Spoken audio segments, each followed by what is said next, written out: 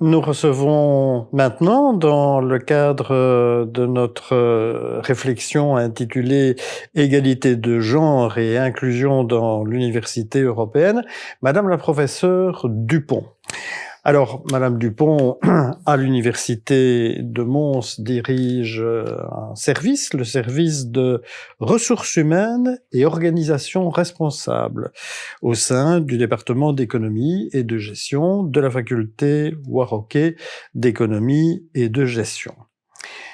Mais Madame Dupont n'est pas que enseignante à l'université de Mons, elle est aussi au sein de l'équipe dirigeante de l'université, l'équipe rectorale, conseillère à l'égalité des chances dans le cadre de cette université. Alors, Madame Dupont, le nom de votre service semble déjà être un projet. Est-ce que vous pourriez, pour que nous puissions faire connaissance avec vous, nous expliquer un petit peu quelles sont les missions du service de ressources humaines et organisation responsable, qui est un service d'enseignement et de recherche? Oui, c'est ça. Donc, nous sommes 3 dans le service ressources humaines et organisation responsable, 2 à enseigner et à mener des recherches dans le domaine de la gestion des ressources humaines, et une autre collègue qui, elle, travaille sur toute la thématique de responsabilité sociale ou sociétale, selon comment on l'appelle, et développement durable. Et donc, ça peut sembler 2 thématiques a priori un peu séparées l'une de l'autre, mais en fait, il y a vraiment des liens qui peuvent exister entre gestion des ressources humaines et responsabilité sociétale, et notamment via ces questions de genre ou plus globalement de diversité. D'accord. Alors dites-moi, votre mission de conseillère à l'égalité des chances pour l'université de Mons, dans quelle mesure est-ce qu'elle est liée à votre activité scientifique et enseignante? Dans quelle mesure est-ce qu'elle vous apporte plus de sujets de questionnement? Est-ce que lorsque vous vous levez le matin, vous vous dites « Tiens, je vais donner 5 heures aujourd'hui à ma première mission et 6 heures à ma deuxième », ou bien est-ce que les choses sont plus mêlées que cela? Non, les choses sont plus mêlées, étant donné que tout ce qui porte sur les questions de genre, mais plus globalement de diversité et d'inclusion, relève de matières liées à la gestion des ressources humaines. Et donc, moi, j'enseigne et je mène des recherches dans le domaine de la gestion des ressources humaines. Cet aspect diversité-inclusion, c'est vraiment, je vais dire, une thématique qui est sous la responsabilité.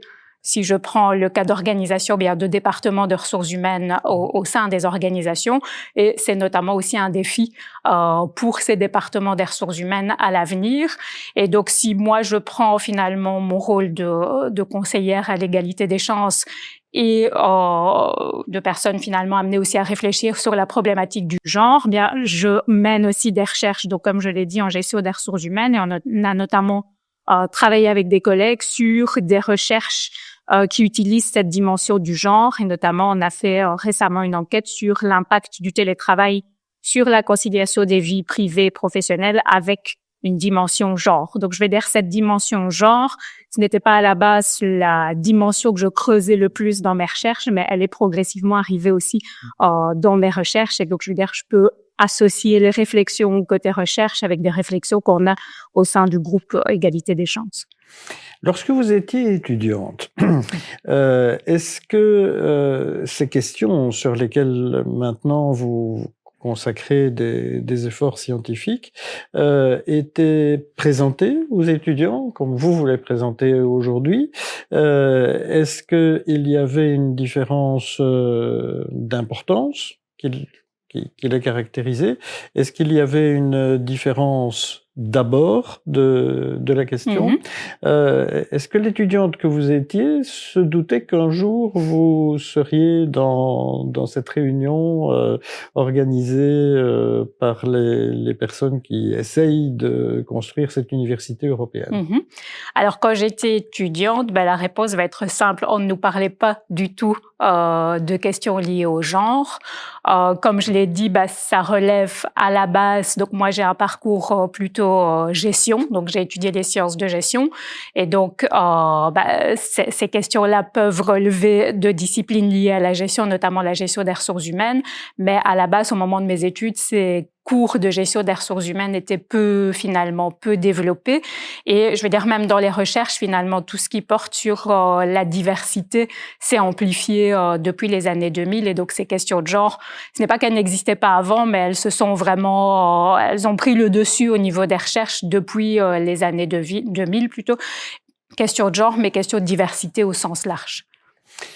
Alors, quand on parle de recherche d'équité, d'égalité, bien sûr, on rencontre tout de suite la problématique du genre, mais depuis une grosse décennie, disons, il y a un terme qui est apparu et qui est devenu extrêmement populaire, c'est le mot inclusion. On parlait d'égalité de genre avant qu'on ne parle d'inclusion. Comment est-ce que vous voyez les liaisons entre ces deux thématiques et la manière dont on peut les prendre en considération dans une optique de recherche, dans une optique d'organisation concrète, probablement d'organisation responsable. Oui. Alors, pour moi, le concept d'inclusion, c'est finalement faire en sorte que les personnes au sein d'une organisation, quelle qu'elle soit, puissent vivre correctement dans cette organisation. Mais par correctement, j'entends le fait que finalement, il n'y ait pas de barrière qui pourrait se présenter à elles, par exemple pour évoluer dans l'organisation, pour accéder peut-être à des conditions de travail plus spécifiques. Et donc, c'est comme ça que je le perçois, ce terme inclusion. Et donc, si on essaie de le rapprocher du concept d'égalité des genres, bien, je veux dire le fait de supprimer des barrières, si je prends la question de l'évolution des femmes au sein de l'organisation, bien le fait de supprimer les barrières qui pourraient se dresser devant elles pour évoluer au sein de l'organisation, ça contribue justement au fait que on puisse assurer une meilleure inclusion pour ces femmes et qu'elles puissent vivre, je veux dire, le mieux possible dans leur communauté de travail, mais aussi en dehors, parce que quand on parle de barrières, ça peut être aussi des barrières qui pourraient se dresser dans la sphère hors travail, mais qui auraient aussi des répercussions sur la sphère liée au travail. Bien sûr. En Belgique, en particulier en Belgique francophone, donc en Fédération Wallonie-Bruxelles. C'est l'un des noms que nous donnons à la partie de la Belgique où l'on parle français, qui est gouvernée par une équipe de gouvernement particulière et qui a des responsabilités spécifiques. Par exemple, la responsabilité de l'enseignement, de l'éducation et de tout ce qui l'entoure. Eh bien, il y a évidemment un certain nombre de pratiques, de considérations conceptuelles qui peuvent être tout à fait différentes de ce qu'elles sont dans l'autre partie du pays. Donc, en Fédération Wallonie-Bruxelles, on a vu apparaître en 2014 un décret qui était très moderne et qui faisait apparaître avec force le concept d'inclusion, tant et si bien que le décret a été dénommé décret sur l'enseignement supérieur inclusif, 2014. Alors évidemment, il est intéressant de voir ce que permet et ce qu'impose même ce décret. Il dispose que tout établissement d'enseignement supérieur, par exemple, doit avoir un service d'accueil qui peut aider les étudiants risquant d'être en situation de handicap du fait de diverses barrières. Mais on constate avec étonnement que ce décret ne mentionne pas de cas où la notion de genre est prise en considération. Par ailleurs, nous avons des tas d'autres textes légaux, mais mais généraux, qui bien sûr veillent à l'établissement de l'équité entre les personnes de différents genres. Alors, évidemment, pardon, ça peut paraître un peu perturbant. On dirait que l'État considère que les questions de genre et les questions d'inclusion, ce sont des choses séparées. Pourtant, nous savons bien que ce n'est pas possible.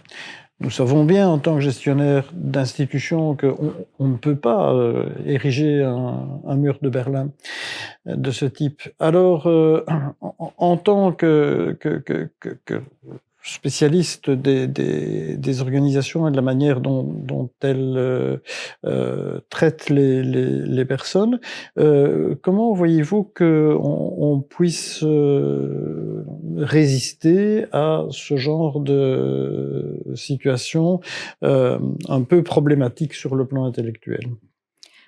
Pour ma part, je pense, comme vous le dites, que les questions d'inclusion ne doivent pas être séparées du genre ou d'autres dimensions comme la question du handicap, comme on l'a souligné. D'ailleurs, par exemple, ici à l'Université de Mons, il existait avant 3 groupes de travail qui travaillaient séparément justement sur ces questions. Donc, un groupe de travail qui était chargé de proposer des actions pour faire avancer les questions liées au genre, un groupe de travail qui était chargé, lui, de proposer des actions pour avancer sur tout ce qui était handicap, besoins spécifiques des étudiants, et un 3e groupe de travail qui s'intéressait plutôt aux questions d'inclusion sociale et donc aux actions qu'on pouvait essayer de développer pour mieux tenir compte de l'inclusion sociale. Et on a finalement décidé en 2022, quand on a créé donc un groupe de travail qualifié de groupe de travail égalité des chances, on a décidé de supprimer finalement ces groupes de travail dans l'optique de réfléchir sur toutes ces dimensions à la fois. Et donc, je pense que la question de l'inclusion, elle concerne plein de dimensions différentes, mais l'idée n'est pas de les traiter séparément. Bien au contraire, l'idée est de pouvoir les mêler, parce que parfois, ces dimensions sont elles-mêmes dans la réalité des étudiants ou de personnes au sein de l'institution mêlées. Et donc, on est amené à réfléchir plus globalement que chacune des dimensions prises isolément, finalement. Donc, dans ce groupe égalité des chances, bien, on travaille à la fois sur des actions à mettre en place pour faire avancer les questions de genre, mais aussi on réfléchit ensemble sur toutes les questions liées au handicap, mais aussi à l'inclusion sociale des étudiants. Et donc, on mène une réflexion plus globale que chacune des dimensions séparées. Donc là, vous portez une posture institutionnelle forte. Oui, je la porte, mais je suis convaincue que c'est aussi la posture à adopter quand on est une organisation, quelle qu'elle soit, que ce soit une université ou, une entreprise ou une association.